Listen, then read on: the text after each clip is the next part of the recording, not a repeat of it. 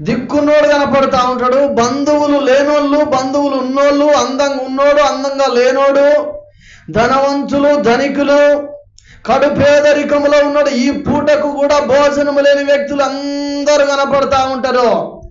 వారందరినీ యథార్థ హృదయుడై, హల్లెలూయా, ఎట్లా పరిపాలన చేయాలట, ఎట్లా వారిని నడిపించాలట, పాడి గొర్రెలను మేపుట మాన్పించి ఇశ్రాయేలు వారిని మేపుటకు, హల్లెలూయా, ప్రతిరోజు చీకటితోటే లేచి దావీదు తెల్లవారుజామున లేచి పాటలు, ప్రార్థన, ఆరాధన, అది అయిపోయిన తర్వాత పోయి సింహాసనం మీద కూర్చుంటే దేవుడు జ్ఞానం ఇచ్చి తన ప్రజలను ఎలా నడిపించాలో, ఎలా వారికి లేఖనాలను బోధించాలో, ఎలా వారిని సరైన రీతిలో నడిపించాలో, ఎలా దేవునికి బలి అర్పించాలో, ఎలా నైవేద్యము చెల్లించాలో, ఎలా పొరుగు వారిని ఆశించకుండా జీవించాలో రాజు దగ్గరికి వచ్చినప్పుడు రాజు నేర్పిస్తా ఉన్నాడట. హల్లెలూయా.